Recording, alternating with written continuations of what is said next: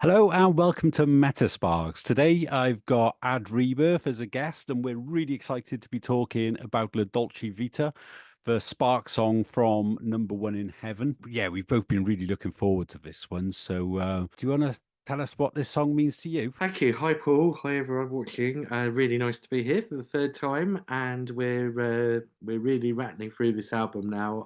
It's one of my favorite albums of all time, and this is probably my favorite song on my favorite album. So it's up there with my other favorite song of all time, "A Day in the Life" of the Beatles. So that tells you how what esteem I hold this song in.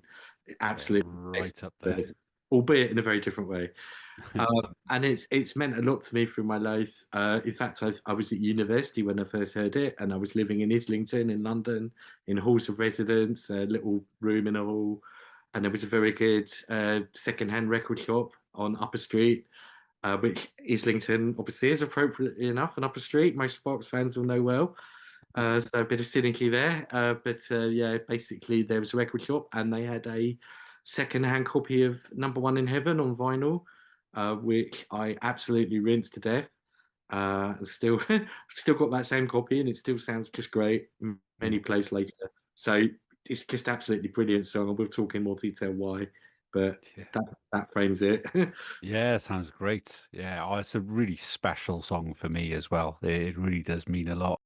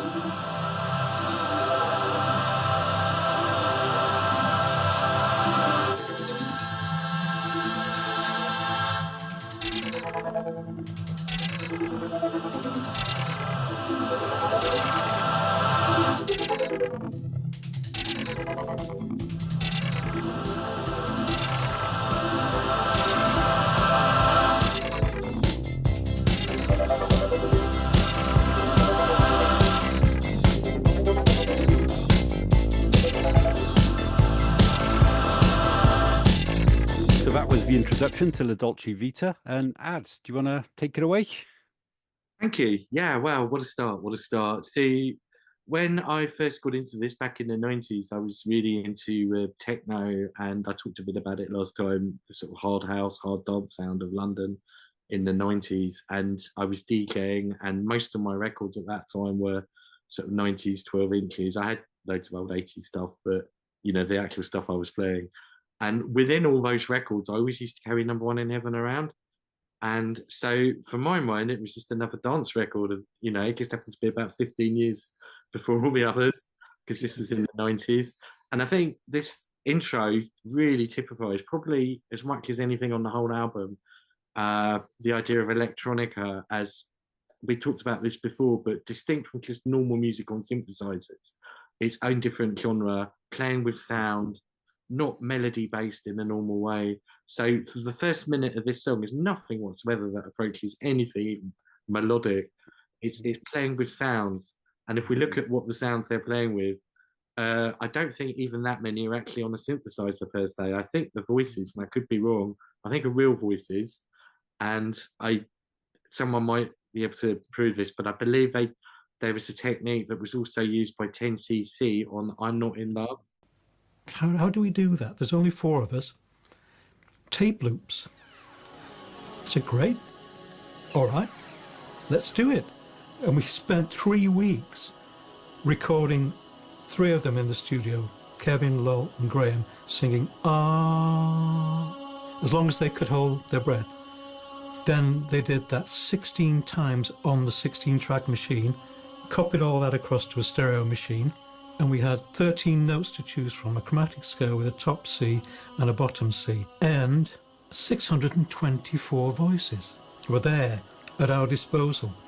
I then played them back through the 16-track machine, through the control desk, and I gave each of us a set of 3 faders to go up and down when the chords were changing for I'm Not in Love, and the little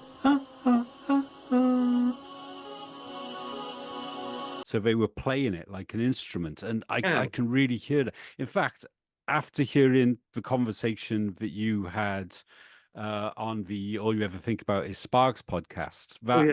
changed the way I've thought about this record in terms of it does sound like they're playing the mixing desk as much Yes. as they're playing the synthesizers. Absolutely. I think that's absolutely spot on. So yeah, I can imagine. I assumed that the sound was a mellotron,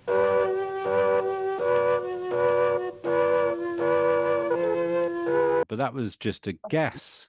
I It don't might know. be a recorded voice, maybe sped up a little bit, but Yeah. it's Or got that backwards. mellotron effect, hasn't it? Backwards. Yeah, Uh, but I think what's interesting about it is it's almost a little hint of what's to come with the #1 song in heaven. It's yeah, just a snippet of that kind of angelic choirs. And it's also reminds you a bit of Kraftwerk, and in the future, New Order, things like Blue Monday would definitely use that sound. So Billy Idol, White Wedding's got something kind of similar, where the Keith Forsey connection. So yeah, there's a lot of links to this song and that sound. And then on top of that sound, you've then got this, what is definitely a synth, the growling kind of arpeggio. And I love it, that very low, and it kind of defines the song, and it's very stereophonic. It goes Yeah. left and right and kind of back. It's almost figure eighting around. And that was very, there was a record at the time when I was listening to this by Hallucinogen, aka Simon Posford, or Spongle, people might have heard of. Oh, And Sprongle, did you say? yeah, he had a Yeah, very I haven't heard. I know the name, but I haven't heard him. But yeah, oh yeah, no, well, he had an album out in the '90s under the name Hallucinogen called Twisted, and there's a track called Shaman X which has a really similar sound, albeit way more modern, if you like. But it just really makes me think of the beginning of this is what I call psychedelic trance, in a way that they were never intended, just by accident. And I find that what I love about the males is they can just create a genre by accident and then have nothing to do with that genre. They yeah, just in the studio and they come up with something, and then like years later, the thing that the Sparks came up with becomes the basis of a whole genre, and it's yeah, moved on.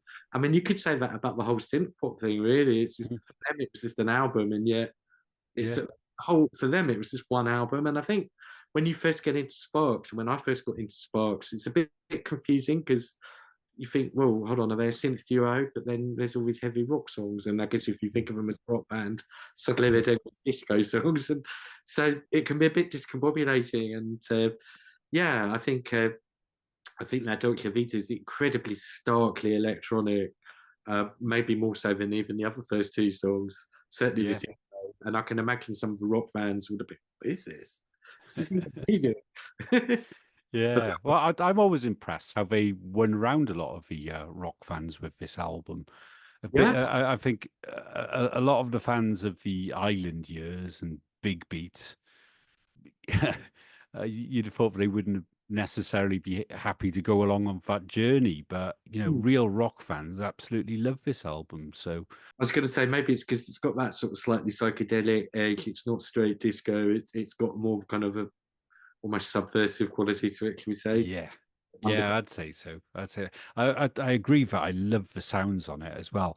In the introduction, I think it's the arpeggiator sound you're saying. There's that little tiny.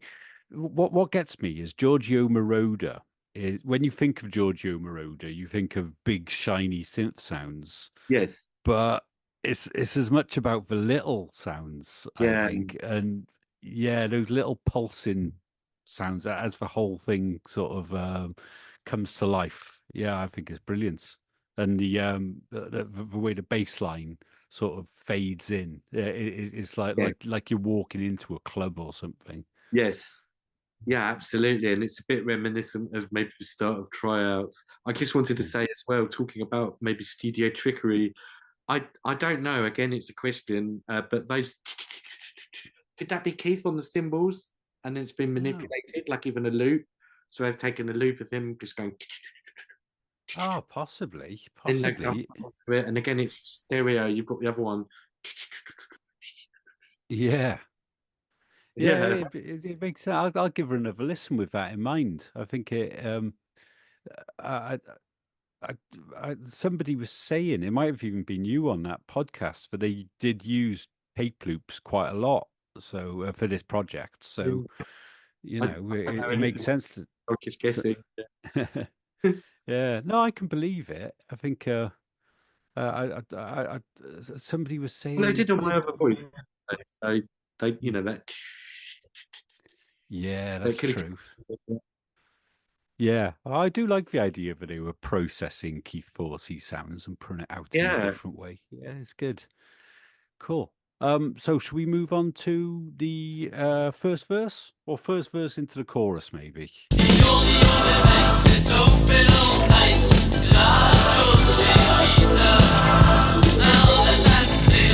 Give me a light, la Dolce Vita. And now that that's clear, when do we eat? La Dolce Vita. And now that that's clear, can I have a little plate of your La Dolce Vita? Gold diggers arise, gold diggers are hungry guys, gold diggers are we, said Mama.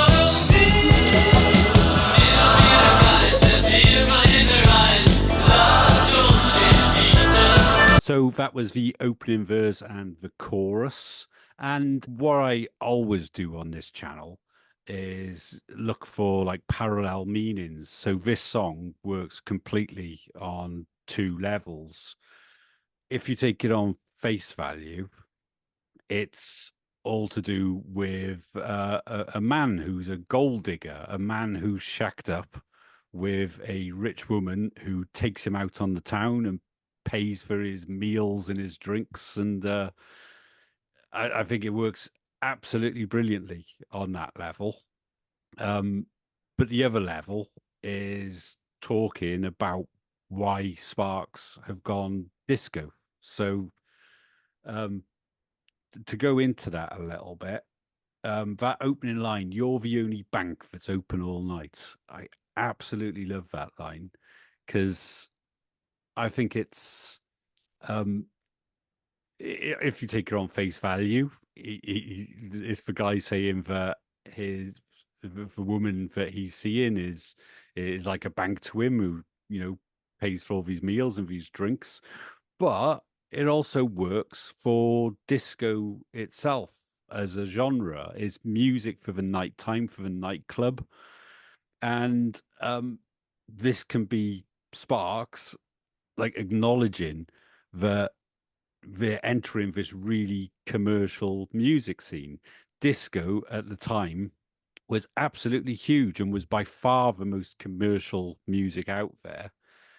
So by going into the disco world, I think that's what this is referring to. You're the only bank that's open all night. Yeah, then it goes on to now that that's clear, can you give me a light? And I think that's inspiration in terms of being inspired in how they write songs by Right. the genre they're moving into. Because what we spoke about on the previous two episodes was that they're not just writing any old lyrics, they're writing lyrics that refer to disco music, or electronic music. So this is something that only occurred to me yesterday as I was preparing as well. But in the last episode, we spoke about inspiration there. Yes. There's the line in Academy Award performance where they say great performances only come with some inspiration. And I was commenting on how When I'm With You, the follow-up to No.1 in Heaven, that song's all about not having any inspiration. It's the part of the song when I should say something special, but the pressure is on and I can't make up nothing special. And that theme continues on a few songs after that. So here, I think it's interesting that now that that's clear, can you give me a light? It makes it the second song in a row where they could be talking about inspiration and taking inspiration from disco music. Yeah, absolutely. Well, I agree with. I mean, I one of the things you wrote that I really liked was when you described this song, because we'll get more onto it in the second verse, but I think this is absolutely one where they're talking about themselves on one level, and yes, you've got the story level. Now, if the first one, Tryouts, we thought might be set in a nightclub, disco. The second one maybe the Oscars, literally the Academy Awards. This to me is like it's hybrid, so it's a high class disco. It's a disco that celebrities go to. It's not just a local kind of meat market in town, which maybe Tryouts is more just a sort of mass disco, if you like, mainstream disco. Someone goes to try and gob off. This is your high class. This is La Dolce Vita, The Good Life, and it's very glamorous. It's very Euro, and it's kind of feels like it's on some sort of really sort of high class European place where people would literally pay someone loads of money to sort of follow them around for an evening. It's very sophisticated, isn't it? Definitely. But you're feeling they're the kind of like they shouldn't really be there. They're kind of these young upstarts who have sort of found their way in this world, and they keep asking, "Oh, when do I get food? When do I get this? When do I get that?" Yeah. With the title as well, I think that's really interesting because La Dolce Vita is that Fred Fellini film. It is structured in 9 separate acts, where each act runs from twilight until dawn, which is the same as Tryouts for the Human Race. So that brings it back into the nightlife world. Well, I suppose the opening line does anyway, doesn't it? I'm the only bank that's open all night. But yeah, this is definitely set out on the town, like a fancy nightclub, like you're saying.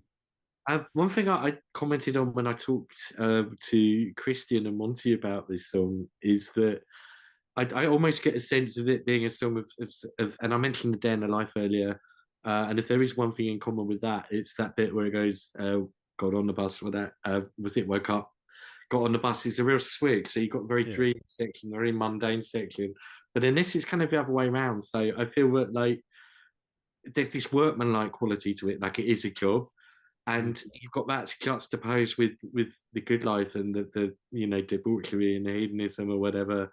So it's a strange kind of amalgam of opposites, and you could one way of looking at it could be like the week and the weekend. So the verse is very much, like I say, workman-like. It's all about money and getting paid and doing a job, and that leads us on to what we call the weekend, which would be the instrumental section, where it's out there. It's not quite as it's not kind of on the job, if you like. It's a bit more somewhere else. Yeah. You were saying about the work side of things. I've got a fair bit to say about that in the next verse, because actually I won't go off on a tangent now, but I found some nice links back to introducing Sparks to do with work, and I completely get that. I completely get what you're saying, where it is this mix of like going out and having a great time, but also working hard. I'll go back to that in the next verse, because it all ties in quite nicely, I think.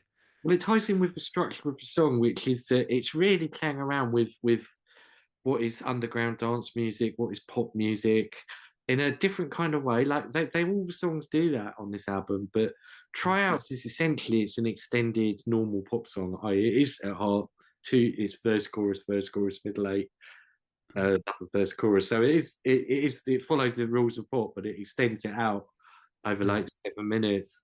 Academy Awards, we talked about that really long, lengthy instrumental section in the middle.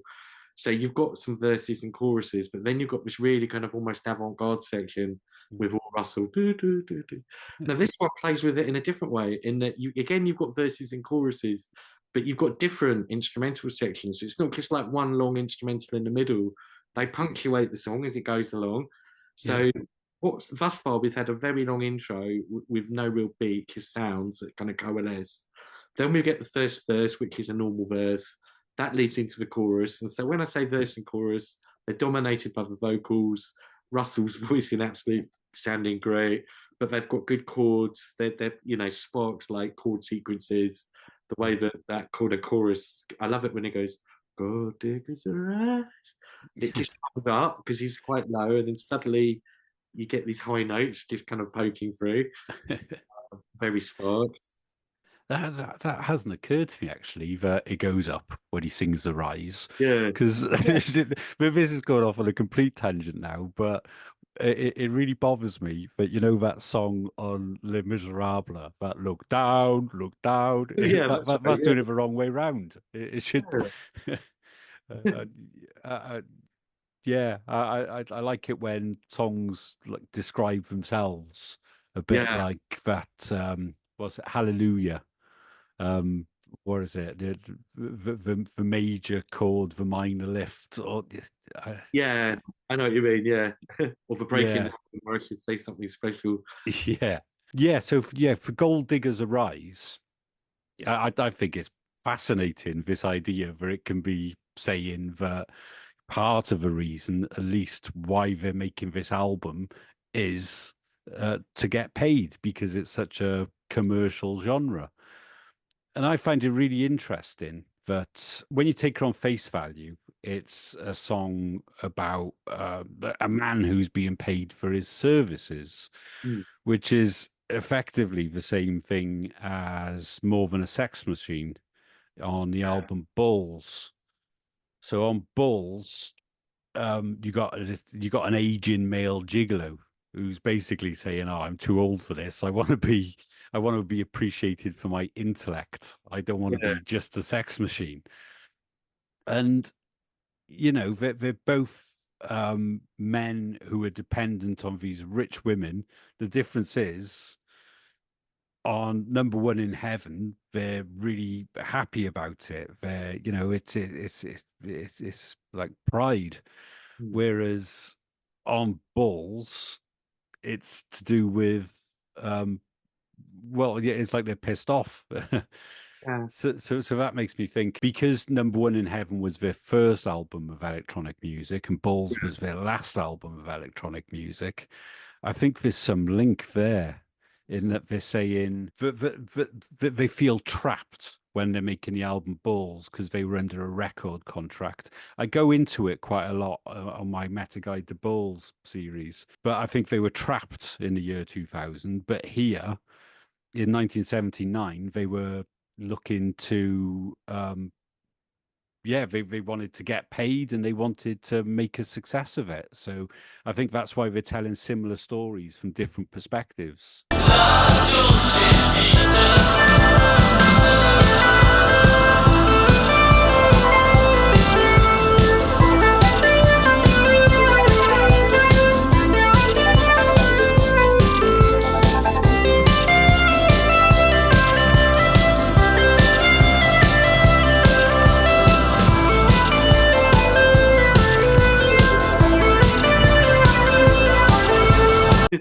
Well, having said all that about electronic dance music, here we go then. This is proper rave, really. So we've got the first of the two kind of instrumental sections. I like the fact they're different. It's not just repeating. They're different solos, and I definitely feel there's some element, at least, of rondling live here. And I really like the key change where it's minor and you get this major, which is really triumphant, and it's very space disco. We talked about Star Wars a bit on the first one. It's got that vibe. And this is what I mean by, maybe he's taken some drug or he's just drunk or something, but he's stepped out of that workmanlike mode and he's in this kind of space disco zone now. And it's I call it space disco, you can call it rave, techno, trance, whatever, but definitely electronic dance.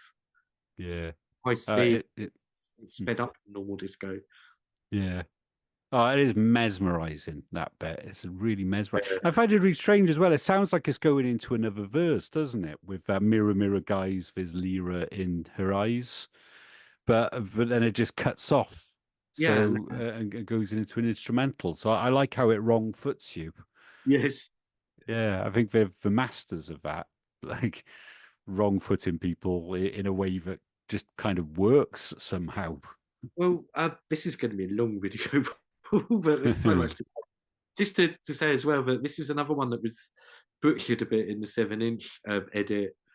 Really ruined, to be honest. Although the videos that go with it are great, particularly the main the official video. But one thing I don't really quite understand about this song is that I gather it was released in Europe, maybe even in '78. It was never released in England as a single, but it was a single because there's a radio edit of it. There's clips on French TV, some brilliant, absolutely brilliant clips. If you've not seen them, check them out of La Dolce Vita on French TV. Oh, well, I've look. Yeah, but it was never a single in England, and I wonder why. Why did they only release it? And I don't know if it was a hit anywhere, and it's not an obvious single. So it's a kind of maybe it was just to test the water, or I don't know. Yeah, there seems to be a lot of that. Like in the UK, "Beat the Clock" was the big song, and there are a lot of people in Britain who only know Sparks through the song "Beat the Clock." But yeah, it sounds like in different territories, different songs hit. Yeah, but yeah, this could have been huge as a single, I'm sure. Yeah, well, I mean, I think it certainly in terms of presentation, and if my dates are right, and someone correct me if I'm wrong, this would have been the first track from the album they promoted. And again, I believe it was in Europe before in Britain. So I kind of think it was just this would have been the first time people saw them as the synth duo. So that in itself would have been something totally different. Who people would have seen, because I think before this, I looked this up. Their last hit in the UK, it was "Looks, Looks, Looks." Looks, looks, looks. You had sense, you had style, you had cash galore. Looks, looks, looks. You employed her and dressed her in formal fashion. Can you think of a less? I mean, that's like a big band 40s thing or something. Yeah. That to like, I think the next hit was the #1 song in heaven. Yeah. I can't think of any band who've had 2 consecutive hits is opposite as those two. Looks, looks, looks to like the #1 song in heaven. It's incredible. Yeah. Yeah, they are worlds apart, completely worlds apart. Yeah. I'm sorry, just one other thing.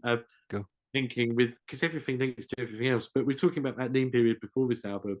Obviously, the album before this was introducing Sparks.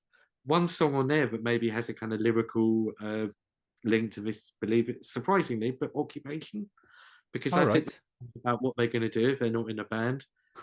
I get the vibe of that one. It's like if the record sales dry up, what on earth are they going to do? Yeah. Listing all the occupations. So the thing about this being the job, this could answer the question in Occupation of what they're going to do. Well, it ties in with what I'm going to say on the next verse, because I'm currently doing a video on Dick Around, and with all my videos, I link between songs on the album and I link back to other albums. And so I thought I'd have a look at the song "Goofing Off," because goofing off and dicking around are, really similar concepts, and found some really good parallels. And it ties into what they talk about in the next verse. So should we use that as a jumping off point to listen to the next verse and chorus? That's good to me.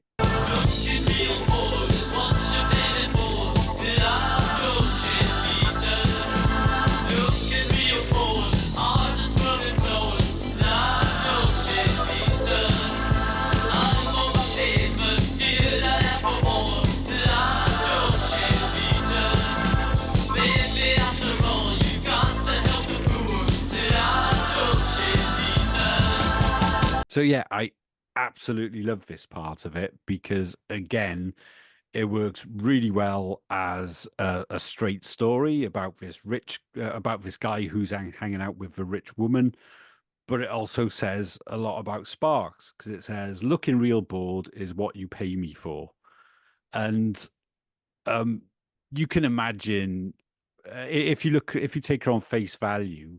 It's a great line anyway, because you were talking about this cool, sophisticated nightclub earlier. It's, you get this European vibe of, a guy stood there with a cigarette in his mouth, just looking, just amazingly cool. But it also ties in to the image that Sparks presented. They completely reinvented the band. And Ron in particular has got this bored look. He invented the whole bored looking keyboard player trope that you saw throughout the 80s and you still see to this day. Looking real boards as hard as scrubbing floors. And that's what you were saying about work. He's so it's sort of saying that they're putting a lot of effort into doing this. They're crafting their image. It's not just something that they do on a whim. It's they're taking this transition to a disco band seriously. Yeah. And it connects in two ways to Academy Awards performance, because there's a gold mine in what you do, but of course you know that. So that's referencing money, but also because it says looking real boards as hard as scrubbing floors, that suggests that there's acting involved. An Academy Award performance is also acting. So acting and money and also inspiration, as I said earlier, all tie back to the song before it. There's a really nice connection to introducing Sparks, because you were talking about occupation earlier. Occupation's got the line, unless your daddy's rich. It says, there are soldiers, sailors, jailers, I can't remember. But it's basically saying you have to work unless your daddy's rich, in which case you don't have to work. If you couple that up with I'm not, it said in the opening verse, it says it's time to not go to work today. So that's about not working as well. Yeah.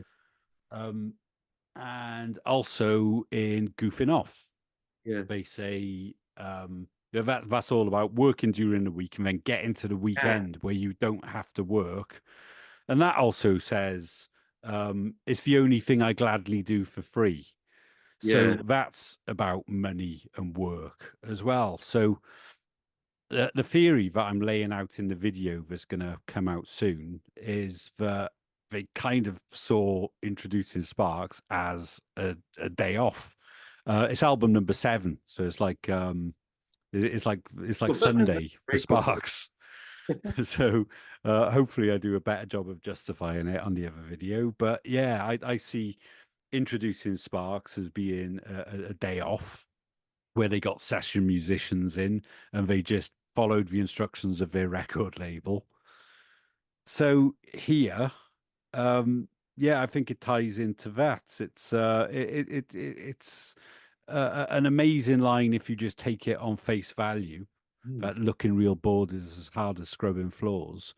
But if you put it into this world of Sparks songs, and if you put it against what Sparks were doing, I just think it becomes far more rich.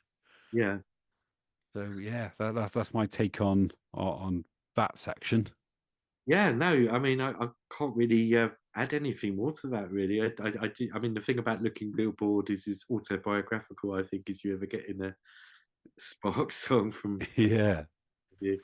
And yeah, I mean, I think because it was a synth duo at this point, it really emphasised that a lot more. I mean, Ron was always Ron, and it always catch people's eye, but maybe with a load of other musicians and all the kind of hoopla surrounding it, it lost in the kind of melee. But with these videos and with this, how they presented this, not even a drummer. I mean, they'd go on to use like a drummer, but for this, it's literally just the two of them. And Ron's, I mean, I think this is peak Ron. And of course, this is when he showcased the new hair as well. And what a look. So it just shows how times have changed and fashions have changed. Now, I'm too young to really remember it, so I can only go on what I've seen. But say, even between, say, 75 and 79, I mean, it's, 75 probably was as far away in 79 as it is today in terms of fashions. And so when you see the videos of these, there's no flares or anything. It's a lot more new wave looking. It's a lot more stark. It's not as kind of colourful in a way. It's very black and very kind of it's it's very, very striking. And I you know, that when people first saw this, I think it would have had a real impression. Yeah. Just Yeah, don't have- well, definitely. Given the number of bands who followed their lead, yeah, musically and image-wise and lyrically. Yeah. No, so that absolutely. step up, follow me. I think you're right that they wanted to be first. They wanted to get Yeah.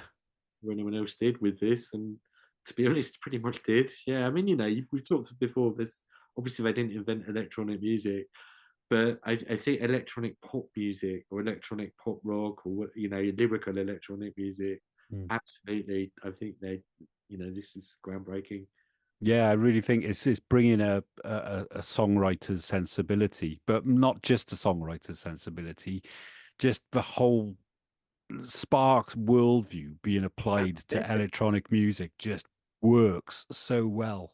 yeah. And I'm not surprised that, you know, I think this album is probably the most influential, I'd say, For me, regardless of whether it's their a lot best or of it, not. yeah. Yeah.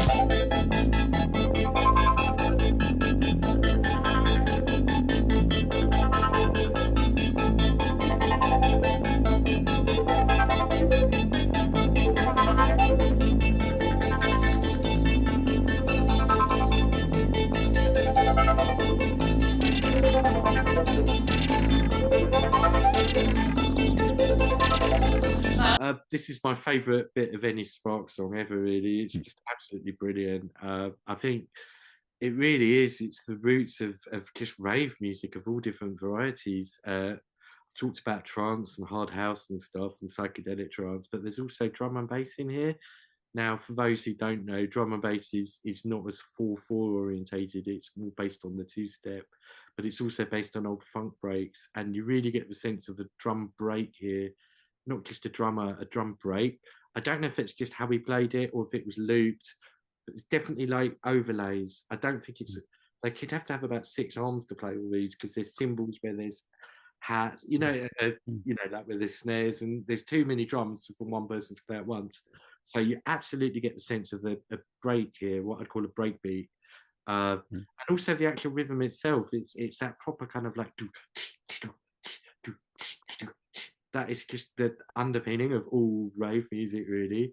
It's all a one note, what they even call in law repetitive beats or something. I think it was the Criminal Justice Act where they outlawed repetitive beats. It's all that one minor chord.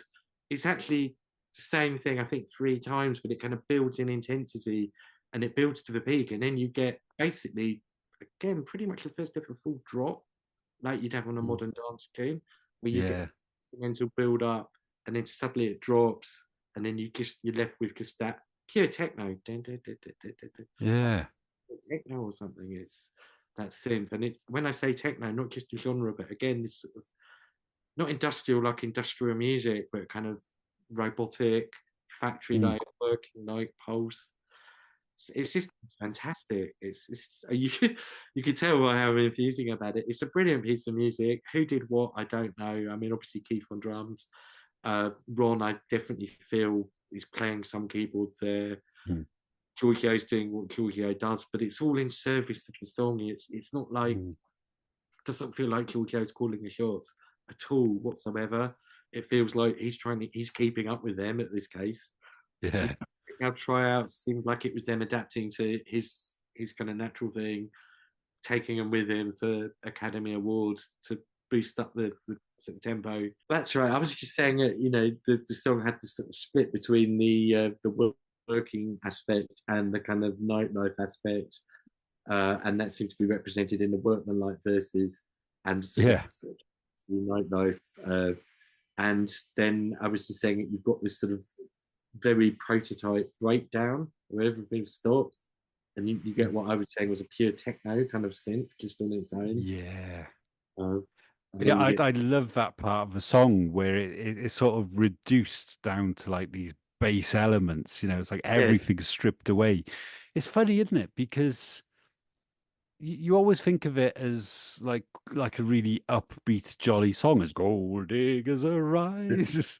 But yeah, when you strip all of that away, yeah, the thing that underpins it, all these dark synth noises, yeah, I think it's absolutely brilliant. And that's the highlight of the song for me, is that final bridge where it all everything breaks down. Like you said, it's very similar to what people do in dance music these days. Mm. To But strip also, down all the layers. well, and then we go back to what we were saying in the tryouts video, how primitive all the technology was. That it's a very structured song again. It's not just putting a loop on an arpeggiator.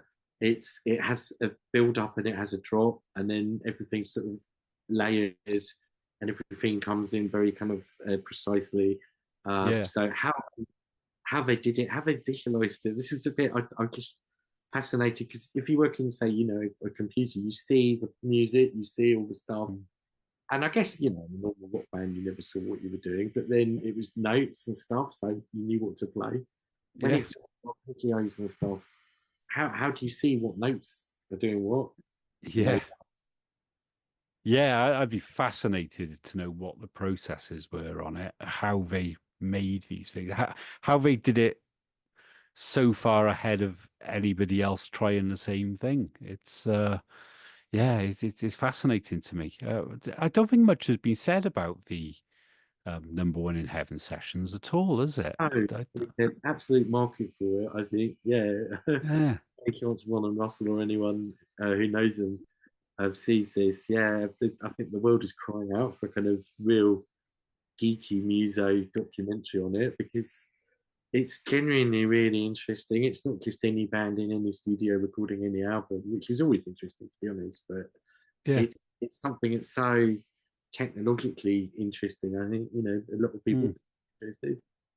Yeah, absolutely. And it still sounds very organic as well, because Yeah. even though you've got all of these, digital to the beat. Actually, it's probably not digital, is it? But, everything being absolutely to the beat. Like there's the bit where Ron's playing the keyboard, a do do do do do, Yeah. and that's almost countered by that choir sound, that mellotron, where it's sort Yes, it's of a call and response, isn't it? yeah. Yeah, and I can imagine him in the studio with Ron playing that and somebody else on the mixing yeah. desk, and sort of Yeah. it almost being like a live performance. That's how I hear it. Yeah, definitely. Yeah, absolutely. It definitely feels like it's a really good case for Ron to showcase his playing. Maybe than any of the other songs, actually him just doing some kind of live solos and stuff. Yeah, yeah, absolutely. I love the warpy noise of the synth. It's sort of slightly detuned. It's sort of like very slightly, and that's Yeah, a bit psychedelic. It's electronic in a different way from really kind of digitally precise electronica. It's more like the kind of analog electronica that would then become the sort of the techno and the psychedelic trance stuff 20 years later. So yeah, it's very ahead of the curve in that respect. yeah.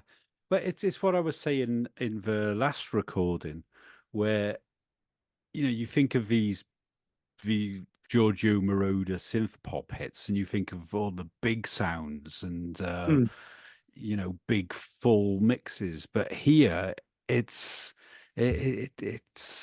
what's the word? I don't think intricate is the word, but the way everything is so low. Everything's taken out, and these little tiny noises. Yeah, Yeah. I'm obsessed with it. It's quite minimal, and I think it's really stands out in contrast to another tune on Terminal Drive, The Greatest Show on Earth. And back in the days where I used to make literal mixtapes, and I used to make Sparks mixtapes for the car because I only had a tape player in the car. And so I'd put all my Sparks CDs and I'd put a few songs. And I always had La Dolce Vita followed by The Greatest Show on Earth. Oh, okay. They've got a similar kind of tempo, but you hear the difference in production values. And although they're both sort of superficially kind of high energy, fast electronic dance, you hear that The Greatest Show on Earth is, and obviously got the film thing as well, La Dolce Vita, The Greatest Show on Earth. But that one sounds like it's really commercialized in its production, and it's just really interesting way to hear the difference in production values between, say, No.1 and Heaven and Terminal Drive. Similar, it's the same band, if you like, all the same people, but it's the values that they put on the music almost when they're making their decisions in the studio. And you feel like Terminal Drive, it's all about make it more radio, make it more, put a bit more thing. But that's the point I'm saying. It's absent in La Dolce Vita. In that sense, it's very underground and very raw and not overproduced. It's not slick whatsoever. There's no, and that's why I thought it was a weird choice. If it was a first single, because it doesn't sound like a single to me. It's a pure album track. It's very deep, underground, semi-psychedelic, certainly hallucinogenic, out there, however you want to call it. It's not an obvious pop song in a way, even though it does have a kind of pop structure. Yeah, absolutely. Yeah, it's you're right, because it has got it is like traditional verse chorus, but then with these long instrumental sections. I'd love to know, when it was Ron sat down at a piano at home writing that song, like how did they write all that in advance, and was it developed in the studio? Or I'm just fascinated by it. One that feels like playing with sound was another big part of the making of the tune. I think you can, like, from the intro where it takes so long, and then like this second instrumental break where it must be a good minute, maybe even a minute and a half with no vocals, and we're on the Sparks. Can you think of any other Sparks song that's got such a long instrumental bit? No, it's really rare. There's that. There was a list that was published by Ron sometime during the Island years, like how to jam-proof your composition. Oh, yes. And one of the things they mentioned in that was, something about any instrumental section can be you just put vocals over it, basically. I think it's really rare for them to have long instrumental sections, but this is Sparks becoming a disco band, so it's I think they really live in that 12-inch culture that was around that genre of music. So and that was a bit missing from Terminal Drive, wasn't it? It didn't have that kind of expansive openness to it, if you like. You just feel it, like I've said before, space disco. It's just a feeling of being away from the desk for the weekend. You're out, you're clubbing, you're on and you're flying. Which is rave music 20 years later. Absolutely. Sorry. Very ahead of a curve, and one other kind of happy accident, I guess, of this long instrumental break was, have you seen the official video with all the waveforms in the background? No. It's absolutely brilliant. Oh, check it out. Okay. They've shortened it. But it gives Russell a chance to dance in the video, and that's fun. He's a very unique dancer, and I'm the last person to critique anyone's dancing, and he's good, but it's someone trying to dance to Sparks music, and it's just quite interesting because it's an instrumental bit. You get, what does Russell do? So he just sort of dances around. Oh, he's got the moves. There's no denying that. But I haven't really watched many Sparks videos. I've seen a fair few, but I didn't even know there was a video for La Dolce Vita. Oh, really? Oh, it's absolutely brilliant. It's so ahead of the curve. it's just absolutely great. If you like, Yeah. it's like the prototype. Yeah. Well, I watched the tryouts for the Human Race video and I Oh yeah, hated it. Oh, really. yeah, it doesn't work at all for me. But I know, totally different. the Beat the Clock video is pretty good. Yeah, yeah, that one. I mean, yeah, definitely that. Yeah, I like it. And funnily enough, there's a little in joke in that video that links to this song. The thing about looking billboards as hard as scrubbing floors. Mostly scrubbing floors in that video. Oh, is he? Oh, right. Oh, okay. Yeah, I really like that. Oh, I'll He put picks in a up clip of that. that. Yeah. But the video for La Dolce Vita, it's basically them and a black background and all these great big fluorescent waveforms. Yeah. And it's really modern, really good, even now contemporary. Rom's got a couple of synths, fairly small ones. No drummer, so it's pure synth duo. Russell does, singing, and in the instrumental bits he sort of dances. It's just unpretentious, but it's just hypnotic. Ah, right. Yeah, I'm gonna have to get onto that then. Right. Check it So shall we so we've done the instrumental section, so shall we do the last verse going into the chorus maybe? I catch a cold just by looking in your eyes. La Dolce Vita. That's just a hazard and work of this kind. La Dolce Vita. Baby, you're looking younger every day. La Dolce Vita. I really mean it, it ain't just a pay. La Dolce Vita. Gold diggers arise. Gold diggers are hungry guys. Gold diggers are we. Step up, follow me. Mirror, mirror, guys, there's mirror in her eyes. La Dolce Vita. The line here is I catch a cold just by looking in your eyes. And on the surface, like how that ties into the song of this gold digger, I don't really understand the line. I've got theories by tying it to other songs. I catch a cold just by looking in your eyes makes me think of Archu from Propaganda.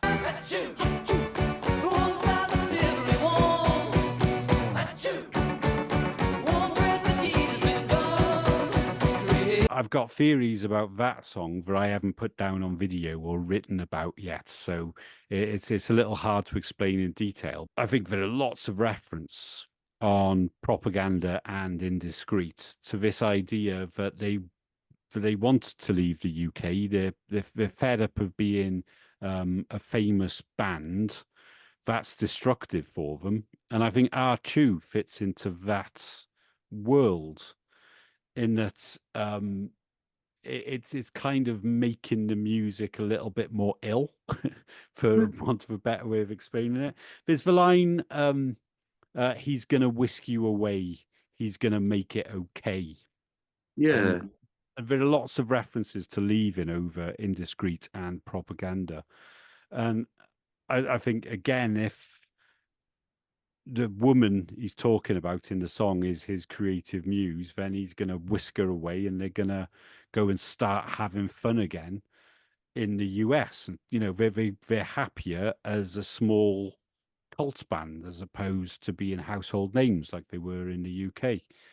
The other line in it, who knows what the wind's going to bring when the invalids sing la-las that will stop any opera or any bing.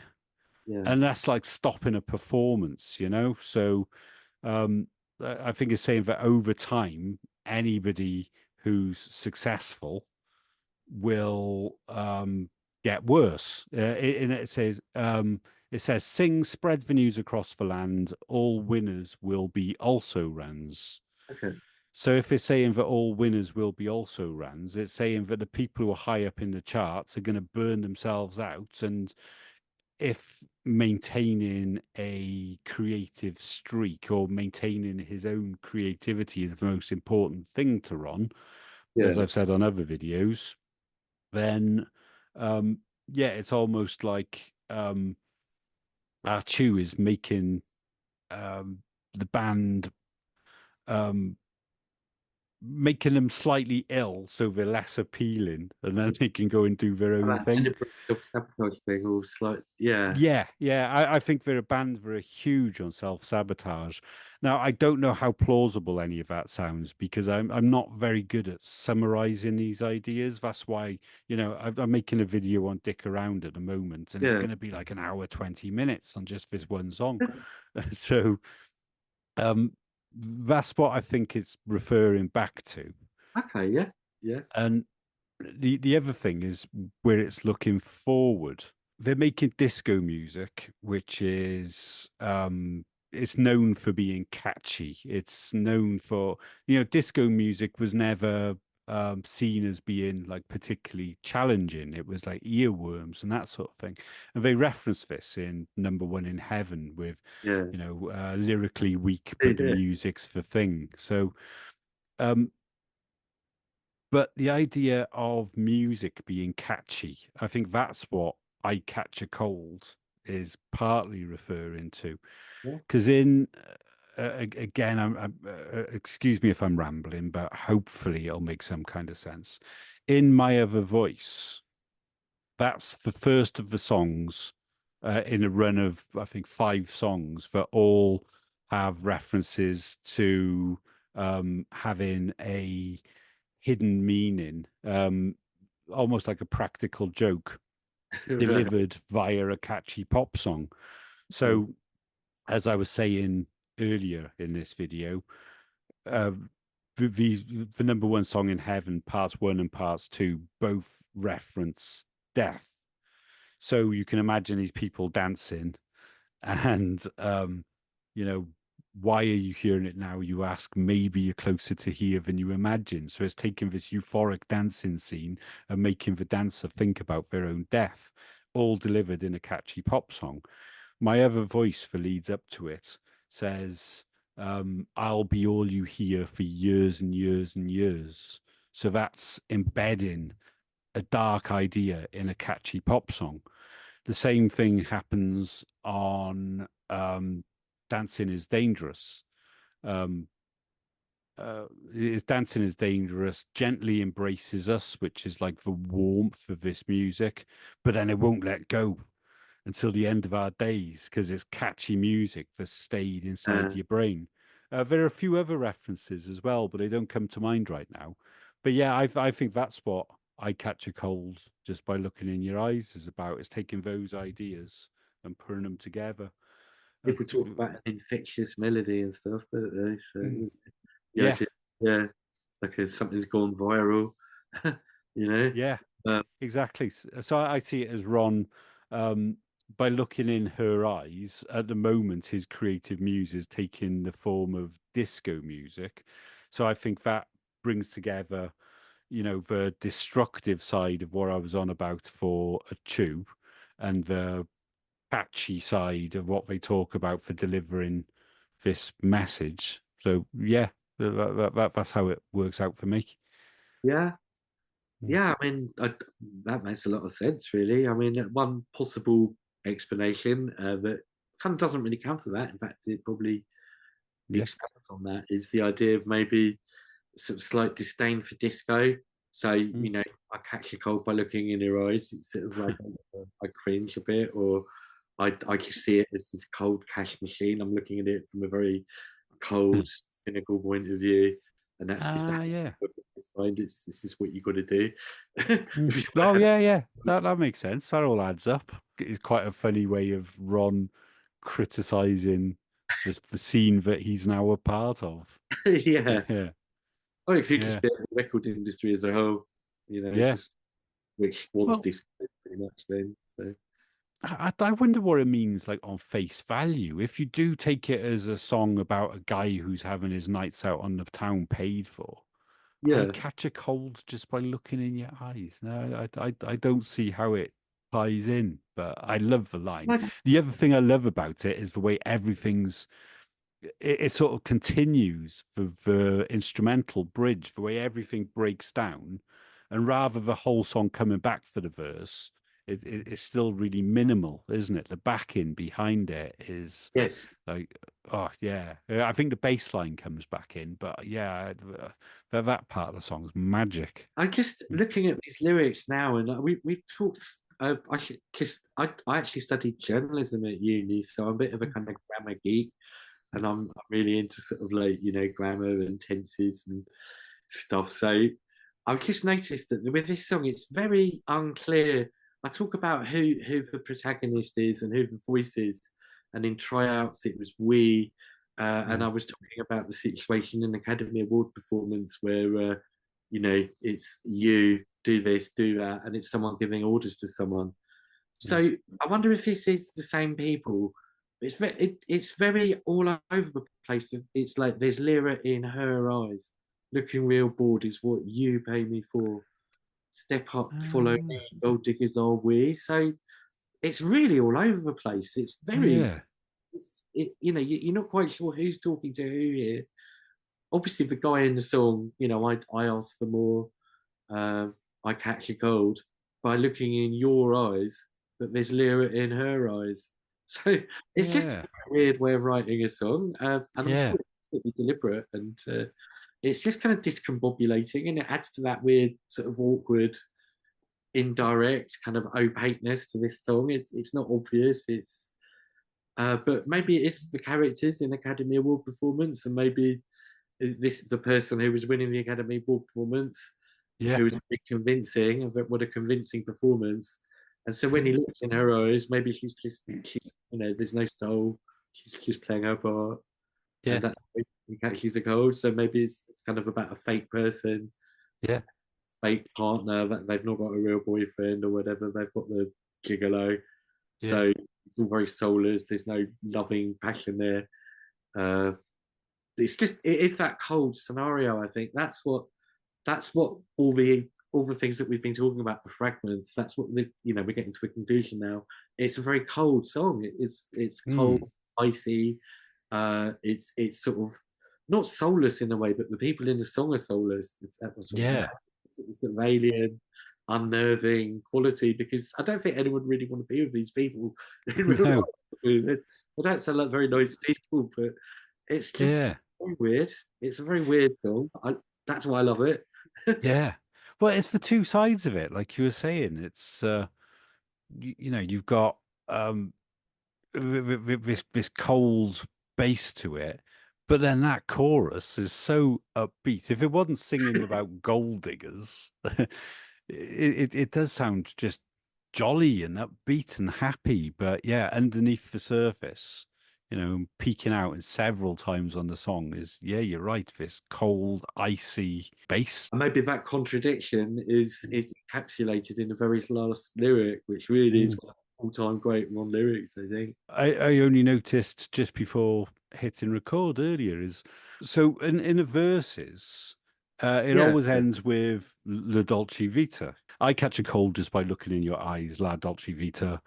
That's just a hazard in work of this kind, La Dolce Vita. And it does that for every verse. And that's the same as Beat the Clock, the next song. It's you got to beat the clock, you got to beat the clock. Yeah. Repeating that same line. And it's really funny when he repeats it in the thing where he goes, "Can I have another plate of your La Dolce Vita?" Yeah. Another great Ronism, isn't it? Yeah. But yeah, it makes me wonder if there's something in that. The fact that they do the same trick two songs in a row. Maybe is that a disco trope or something? I don't know. I don't know, but it certainly has the effect of this sort of workman-like quality of the sort of repetition, the days, on a factory or something, and it's just that repetition. And with the Dolce Vita, it's all Russell though, and his vocals are just absolutely amazing on this song. His sort of tone.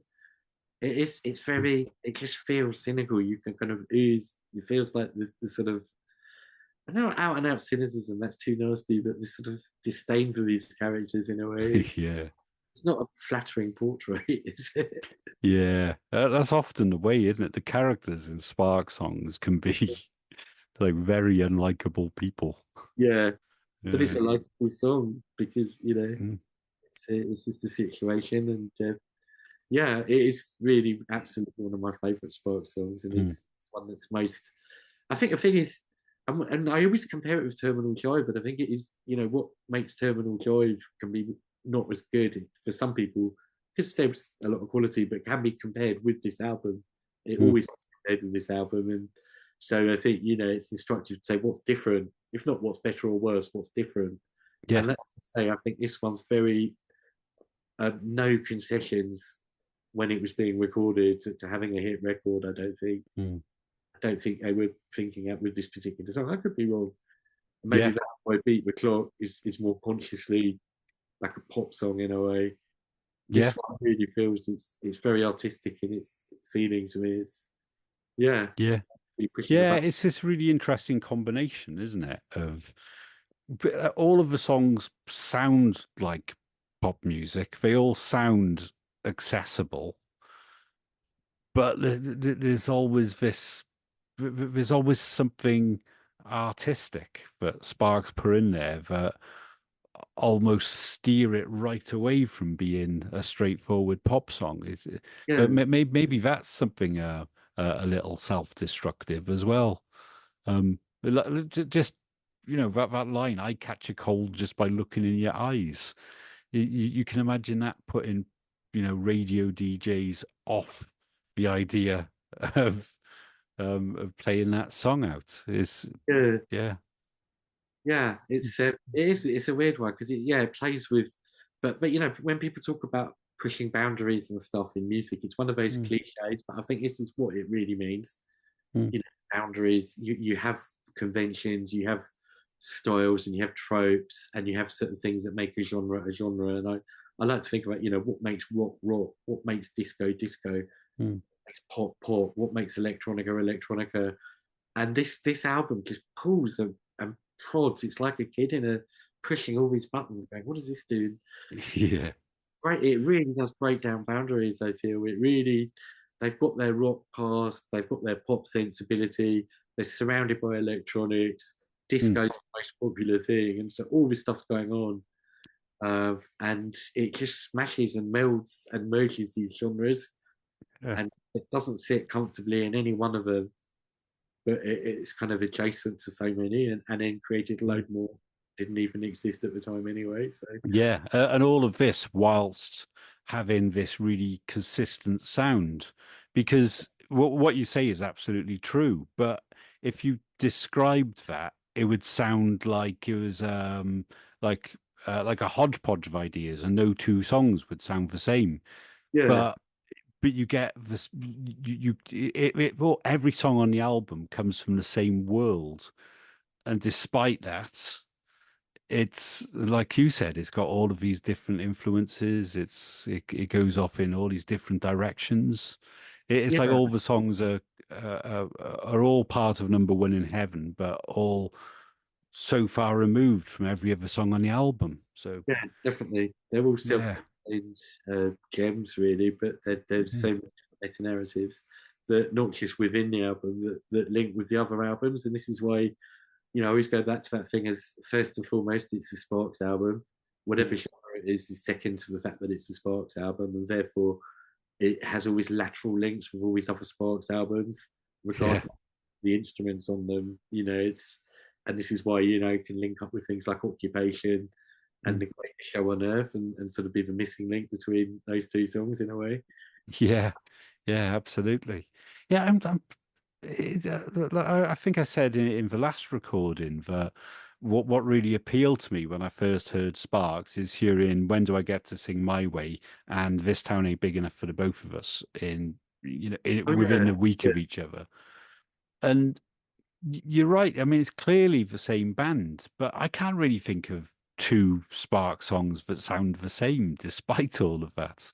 No, Yeah, it's one of the fascinating things about them. This is a line I really like: "Is baby, you're looking younger every day, La Dolce Vita." Sparks are a band who, for the first half of their career, would like reinvent themselves as a new band over and over again. Even as late as 1994 with Gratuitous Sax, they arrived in Germany as a new band. So this idea of looking younger every day, it's like they're looking younger as a band because they're making like fresher, hipper, sort of more current music. Yeah. And it also ties in to, I think it's of introducing Sparks, Forever Young, which is the similar concept of,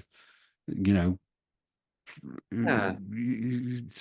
keeping yourself young by constantly reinventing yourself and starting again. So that's what I see with that. Yeah. Baby, you're looking younger every day.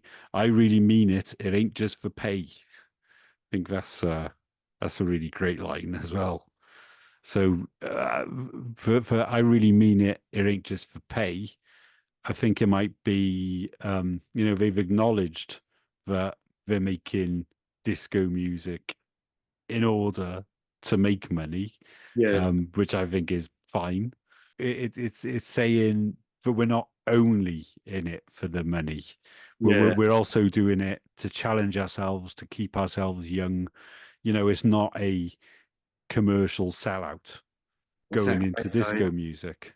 Is it our insincerity is our sincerity? Yeah. Our consistency is our consistency. Yeah, I love a Pacific Standard Time. Yes. Yeah, exactly.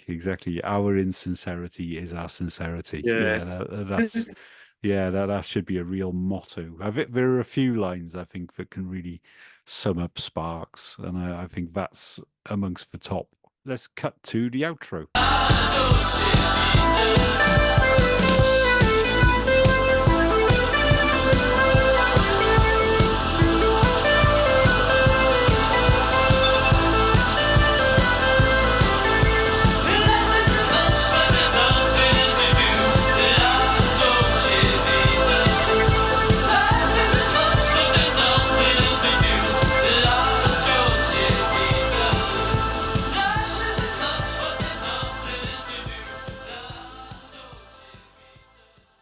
Okay, so yeah, well, just the last chorus and fade out. It's not really anything we've not already heard through the song, apart from that final line that I sort of jumped ahead a bit with. Life isn't much, but there's nothing else to do, and I think that's an absolute classic Ron line, and it just sums up this sort of nihilism, hedonism at the same time. That's a great way of looking at it. Maybe whenever you do, you have this drug, you have this job. And I think that really gets to the heart of disco, probably, doesn't it? Really, at heart, it was a kind of escape from the kind of work. And you think of these sort of, monotonous jobs, go out and pull shapes on the dance floor. Yeah, you're right. It's similar to like Saturday Night Fever, isn't it? Working really hard, but then going and blowing off steam, and that makes sense.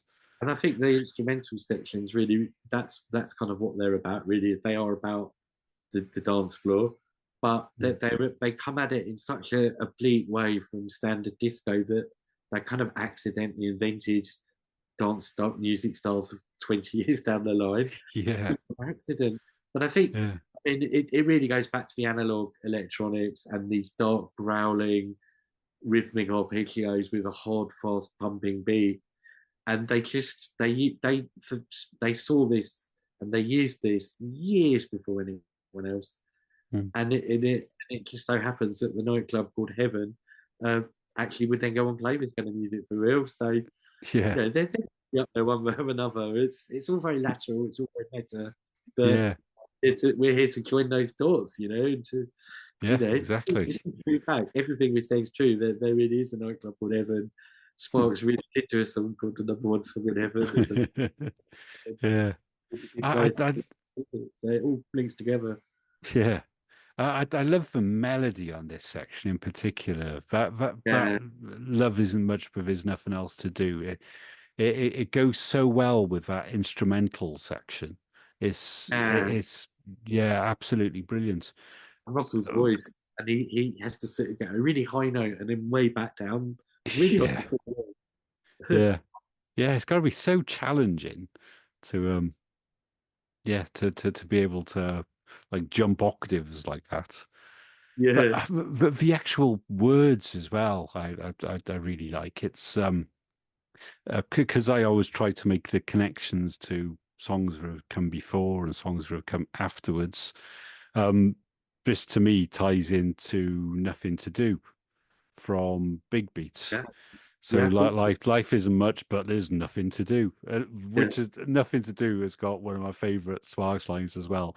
If I had a million thumbs, I'd twiddle, twiddle, but I just have two. I mean, that's so funny. But yeah, that I think ties into the meta thing as well, because Nothing to Do was a song that came after the hard-working, sort of successful years of the band. You had the two Bearsville records when they were half Nelson, where they were Yeah. working really hard. You had the three Island years records where they were working really hard and had this audience.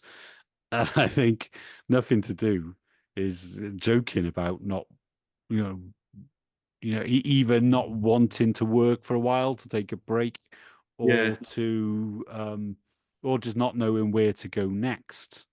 And they moving off on introduce things all the week of crap and grud in 2 days. Yeah, exactly.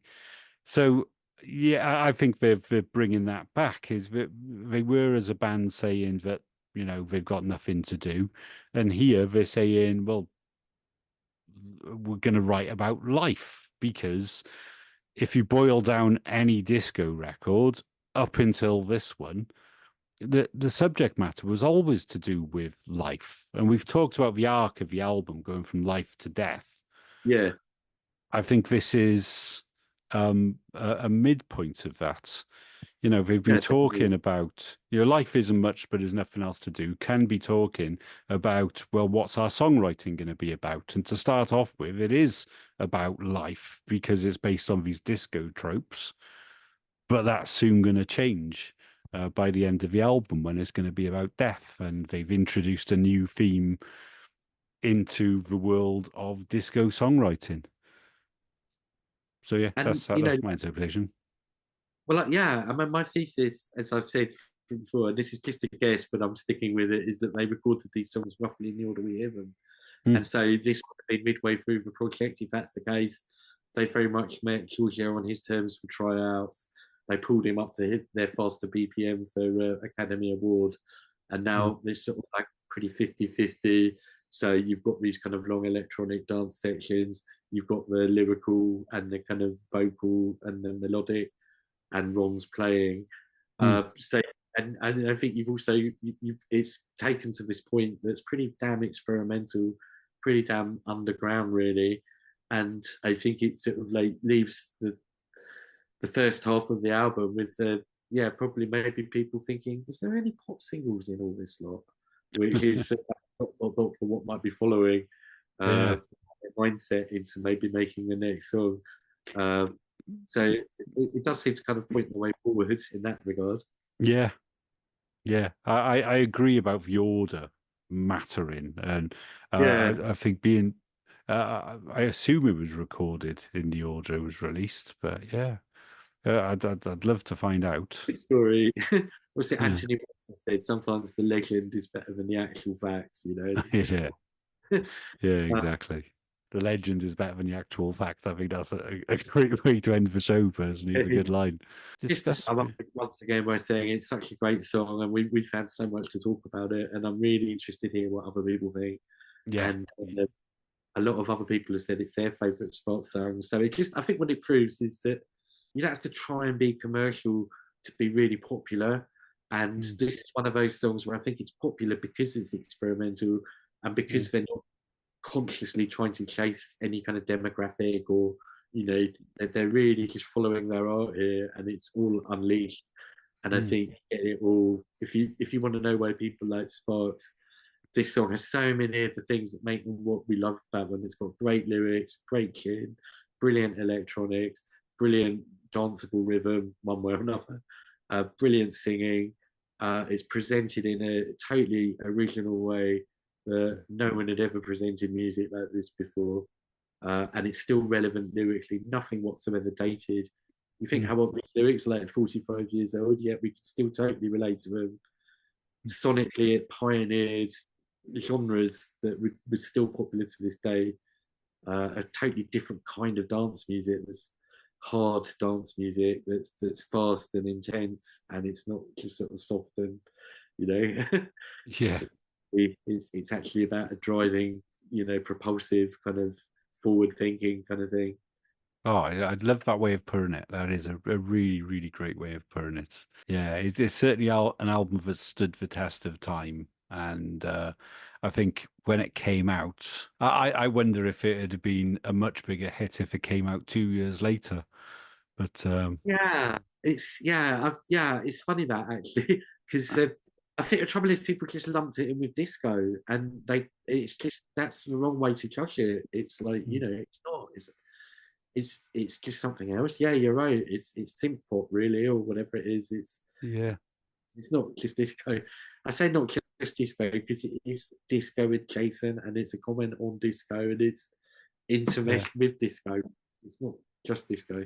no, far from it. Far from it. Yeah.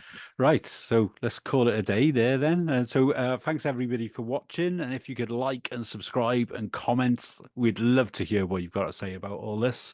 And we'll be back soon for an episode on Beat the Clock.